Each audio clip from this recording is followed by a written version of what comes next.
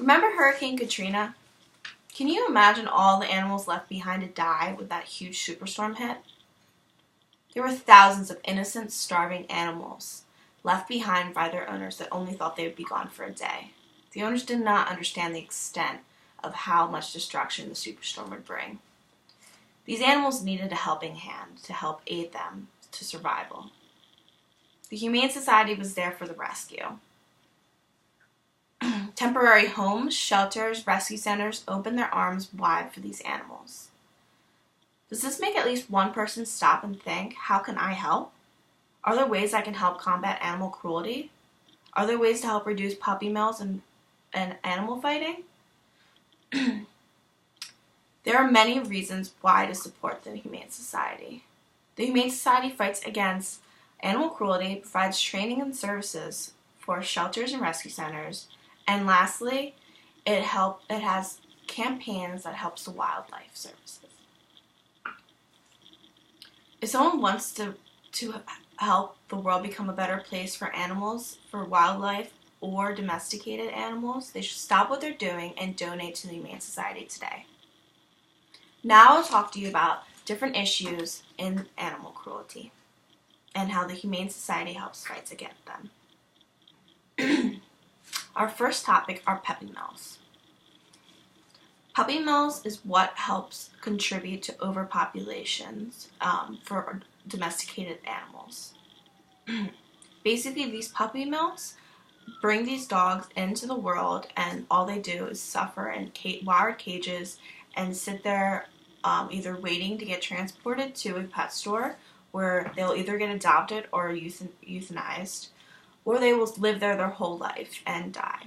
A lot of these puppy mills are in Missouri and Arkansas, and this is where they ship out to all different pet stores all over the world. And this is very deceiving towards the customer. They basically will hand off these dogs and say they're from farms, when really they are actually from a huge factory that all they do is keep reproducing animals. Another topic is dogfighting. Dogfighting has been around for years, for centuries actually, and basically the only purpose of dogfighting is for profit and entertainment. These dogs will be fighting for about 1 to 2 hours, where they tear each other up, and they also bleed to death in the rink. People pay tens of thousands of money to see this and to bet on which animal will win. The loser dies typically, and the winner also may die as well, because they basically tear each other's skins off. They will break each other's bones. It's very gory, and some people actually bring their kids around it, which help the kid become less shocked by animals suffering, which is horrible. The typical animal they use in fights is a pit bull, and that's why when the Michael Vick case came up, you saw a bunch of pit bulls being released to different rescue centers because he had so many of them. There are many states that have fines and misdemeanors for being involved in a dog fight, and if you are found guilty of having a dog fight in your household or having a rink in your house, it is a felony.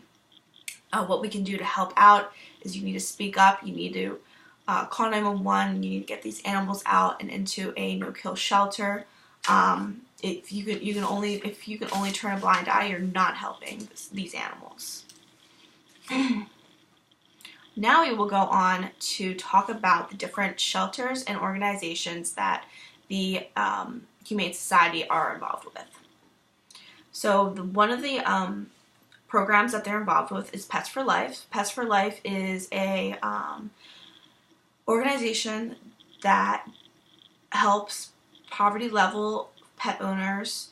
They help out by giving them resources that are for free or for very low cost. So these people will provide them with neutering, spading, different vaccines for very low cost. So these owners are now, we're helping them help their pets. It's a very awesome organization for people that really just don't have the money for pet care services. There was this one lady who was so happy. She had a Chihuahua that she would breed all the time, but she just got too old and did not want to take care of that many animals. So when Pet for Life came around to help her, she was so relieved that she didn't have to be doing this for her whole life or until the dog died.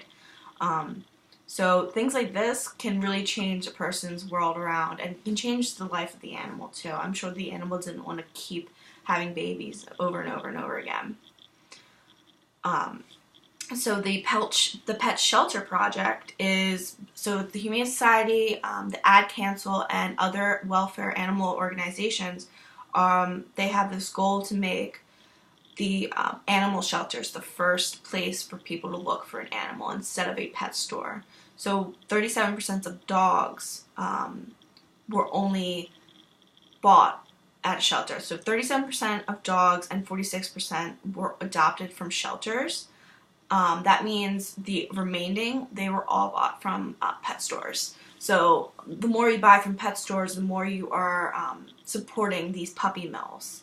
So this project is great for the shelters that, you know, a lot of people don't have no-kill shelters. So if you don't have a no-kill shelter, a lot of the time these dogs are getting put down after a couple weeks of not being adopted. The more people we get to adopt from these shelters, the less puppy mills they'll have, and the less amount of dogs we need to put down. Now that we're done talking about different organizations that the Humane Society are involved with, we will talk about how the Humane Society helps fight against extinct animals. So the Humane Society has different campaigns to help wildlife protection services. So one of the first problems in wildlife is poaching animals. People will poach animals for their skins or just for trophies. One of the sports out there for well-off people is poaching animals. They are trophy hunters. They're really unethical. They will shoot anything, even if it's endangered, which is horrible. It's just for profit and for trophy and to make them feel better. It does not benefit them at all. It does not benefit these animals. And the Humane Society is trying to fight against this because a lot of the time this goes without there's no evidence that these people are doing this, and people turn a blind eye when they see someone with a picture of a cat next to them and they're like, oh, how did you get that? Well, they're shooting them illegally. So they want to help reduce extinction and endangerment for animals, and about 29,000 lions were killed in the past century. The northeastern mountain lion was actually extinct now. A couple years ago, there was an article stating that there is no more northeast lions, mountain lions. This is due to poaching. Another issue is marine animals and how people will catch these marine animals, bring them to different aquariums or SeaWorld, and these animals sometimes kill their trainers and different people that are around them because they are not meant to be put in such small cage. Whales can swim up to 100 miles a day. They are meant to breed. They are meant to have a family. They are mammals most of the time, like the dolphins and the whales. They're meant to breed. That they are born to have babies. So when you put a whale with no social skills, that it just came from their mom, into a huge cage, of course they're going to be upset, and of course, you know, when you try to tame something untamable, well, that's what happens, you know. So another thing that the Humane Society is the Wildlife Land Trust. This protects animals, and it creates permanent sanctuaries for the animals, and enhances natural habitats.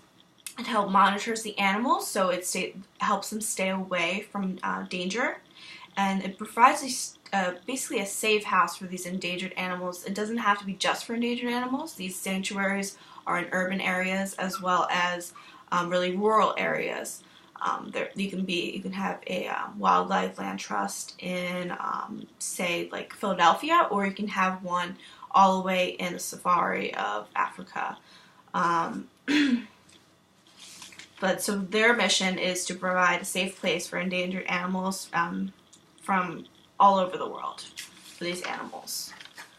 So these are just some of the different ways that the Humane Society helps out all over the world, all over the country, small, local, to all the way to nationwide problems. Sorry about this. So now that you've learned all of what the Humane Society does to help benefit animals, don't you want to help out? Doesn't this make you want to help? There's too many people out there being a bystander and sitting there not doing anything for animals, when all you have to do is go online and research and do your research and help these animals out. There are so many different reasons why that these animals don't have any what happens in their life. Thank you.